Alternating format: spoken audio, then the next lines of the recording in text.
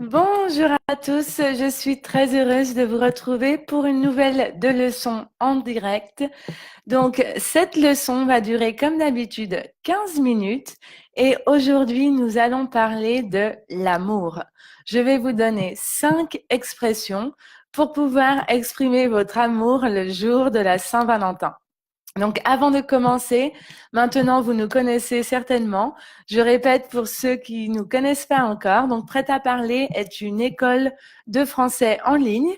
Vous pouvez prendre des cours de français avec nous. Donc, si vous avez besoin donc d'améliorer votre français. Si vous avez besoin de passer un examen, par exemple, pour le DELF ou alors si vous avez besoin d'avoir la nationalité suisse, nous avons donc pour vous des cours spéciaux. Pour plus d'informations, vous pouvez aller sur notre site internet www.pretaparler.ch. Nous avons aussi une chaîne YouTube, donc Prêt à parler CH. Et donc, sur cette chaîne YouTube, vous retrouverez des vidéos gratuites de prononciation et de grammaire. Donc, tous les samedis, je suis en direct pour 15 minutes et je fais des mini-leçons donc sur des sujets qui changent tous les samedis. Donc, si vous avez des suggestions, si vous avez besoin que je vous explique quelque chose, vous pouvez nous dire en commentaire ce que vous souhaitez que je vous explique et je préparerai la leçon. Donc, on va commencer notre leçon qui va durer donc 15 minutes environ. Et donc, on va parler de l'amour. L'amour, c'est ce qu'il y a de plus important, c'est ce qu'il y a de plus beau. Et comme vous le savez, très prochainement, ça sera donc la Saint-Valentin. Donc, c'est pour ça que je vais vous donner 5 expressions en français pour exprimer votre amour. Dites-moi dans les commentaires si vous célébrez, si vous fêtez la Saint-Valentin, si vous aimez bien cette fête ou au contraire, si vous n'aimez pas cette fête, si vous trouvez que la Saint-Valentin, c'est trop commercial. Dites-moi dans les commentaires, ça m'intéresse de savoir. Alors, je vais, hop. Donc, la première expression, qui est, vous connaissez certainement déjà, je t'aime, je t'aime. Donc, c'est pour dire I love you, je t'aime. Donc, il y a plusieurs variantes de je t'aime. Donc, je t'aime, c'est vraiment très, très fort. Hein. Et si vous aimez quelqu'un beaucoup, beaucoup, beaucoup, si votre mari ou votre femme, vous l'aimez beaucoup, on va dire je t'aime à la folie. Je t'aime à la folie. Donc, folie, c'est un mot de la même famille que fou. D'accord? Ça veut dire que je t'aime comme un fou ou comme une folle. Je t'aime à la folie. Ça veut dire je t'aime beaucoup, beaucoup, beaucoup. Je t'aime beaucoup, beaucoup, beaucoup. Je t'aime à la folie. Donc, prononciation, je t'aime. Je t'aime. Donc, si quelqu'un vous dit je t'aime, on répond moi aussi. En général, on répond moi aussi. Moi aussi, je t'aime. Moi aussi, je t'aime. Si, par exemple, vous voulez dire à vos enfants ou à quelqu'un de votre famille, et donc s'ils sont plusieurs, on dira je vous aime. Par exemple, si vous voulez dire ça à vos enfants et vous avez 2 enfants, on dira je vous aime. Je t'aime à la folie. Je t'aime beaucoup. Moi aussi, je t'aime. Je vous aime. Vous pouvez aussi me dire dans les commentaires comment dit-on je t'aime dans votre langue maternelle. On va essayer de mettre beaucoup d'amour dans les commentaires parce que c'est bientôt la Saint-Valentin et l'amour, c'est très, très important. Donc, dites-moi dans les commentaires comment on dit dans votre langue maternelle je t'aime. Je t'aime. Donc, voilà une expression qui est très utilisée, je t'aime. Je t'aime à la folie. Ça va? On va passer à la deuxième expression. Je t'aime. Pardon. Hop. Donc, on va passer à la deuxième expression. pour exprimer l'amour. Donc, être en couple avec quelqu'un. Donc, normalement, ici, il y a un accent circonflexe, hein, vous savez, un chapeau. Mais avec les lettres majuscules, nous ne sommes pas obligés de mettre l'accent circonflexe, ça dépend. Vous pouvez ou vous ne pouvez pas le mettre, il n'y a pas de règle spéciale à ce sujet. Donc, c'est être en couple avec quelqu'un, avoir une relation avec quelqu'un, être en couple avec quelqu'un. Donc, je suis en couple, ou alors, donc il y a un point ici, je suis en couple avec, par exemple, je suis en couple avec Romain depuis 5 ans.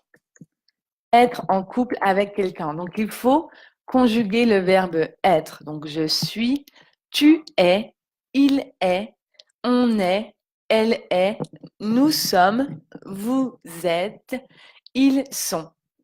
Être en couple. Si vous n'êtes pas en couple, vous pouvez être célibataire. Donc, être célibataire, c'est quand vous n'avez pas d'amoureux. Vous êtes tout seul. Être célibataire. Dites-moi dans les commentaires si vous êtes en couple ou alors si vous êtes célibataire. Vous êtes en couple ou célibataire? Dites-moi dans les commentaires. Donc, être en couple avec. On utilise la préposition avec quelqu'un. Bonjour Mohamed, bienvenue. Je suis heureuse que tu te joignes à notre leçon en direct. Donc, n'hésitez pas à commenter pendant toute cette leçon. Je peux interagir avec vous pendant toute la leçon. Donc, dites-moi dans les commentaires si vous êtes en couple ou célibataire. On va déjà passer à l'expression numéro 3 qui ressemble à être en couple, c'est être amoureux de quelqu'un. Alors, en français, on ne dit pas être amoureux avec quelqu'un, mais être amoureux de quelqu'un. Par exemple, donc c'est toujours le verbe être, il est amoureux de Cécile. D'accord? Être amoureux de quelqu'un. Il est amoureux de Cécile. Mais malheureusement, Cécile n'est pas amoureuse de lui. Oui, parfois, malheureusement, l'amour n'est pas toujours réciproque. Hein. Donc, être amoureux de, amoureux, c'est un adjectif qualificatif. Donc, au masculin, c'est amoureux. Au féminin, c'est amoureuse. Être amoureuse de. D'accord? Et donc, bien sûr, au masculin pluriel, c'est ils sont amoureux. On n'ajoute pas de S dans ce cas-là parce qu'il y a déjà un X. Donc, ça restera pareil. Ils sont amoureux. Et pour les filles, donc ça sera elles sont amoureuses. Donc là, on ajoute un S à la fin qui est muet. Elles sont, et on fait la liaison. Elles sont amoureuses. Ils sont amoureux. Bonjour Noureddine, très célibataire. Bon, ce n'est pas grave, le célibat, c'est bien aussi. Hein. Alors voilà. Donc, être amoureux de quelqu'un. Donc, même si vous êtes célibataire, dites-moi si en ce moment vous êtes amoureux ou amoureuse de quelqu'un. Peut-être c'est la bonne occasion pour exprimer vos sentiments à travers Facebook. Ensuite, quatrième expression. Donc, quand on est amoureux de quelqu'un, ensuite on est en couple, souvent on se marie, se marier. Donc, le verbe se marier est un verbe du premier groupe. C'est un verbe du premier groupe. Et donc, c'est un verbe qui est pronominal. Il est pronominal parce qu'il commence par ce, d'accord? Je me marie demain. Bon, ce n'est pas vrai, c'est seulement pour la phrase.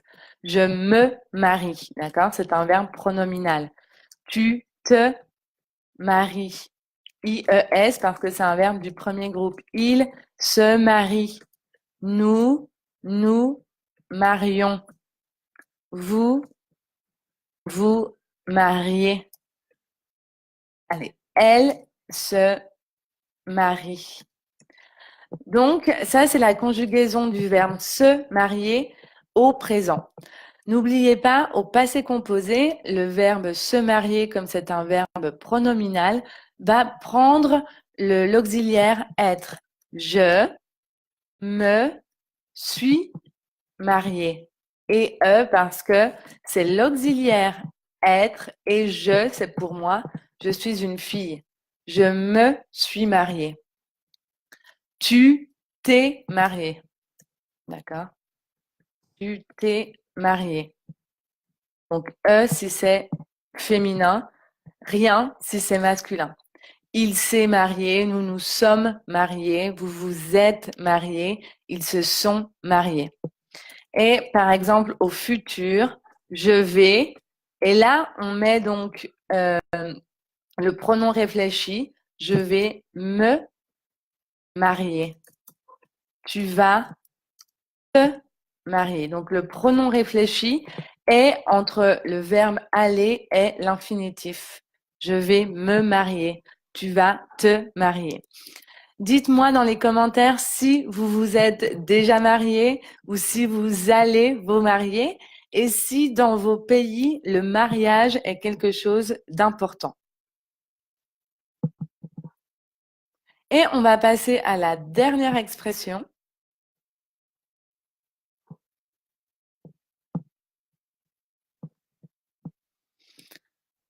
Tu me manques.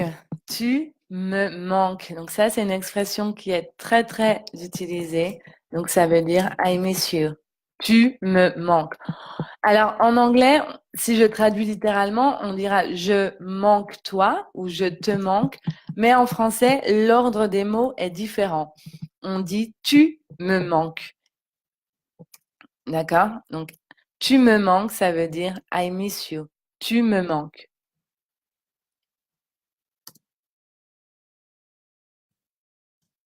Tu me manques beaucoup. Il, si je parle par exemple de mon mari, il me manque. Ma famille me manque. Donc, on accorde le sujet ici, c'est ma famille. Hein. Donc, c'est comme elle, troisième personne du singulier. Ici, donc, le sujet, c'est tu. Donc, on mettra un S. Tu me manques. Il me manque. Ma famille me manque.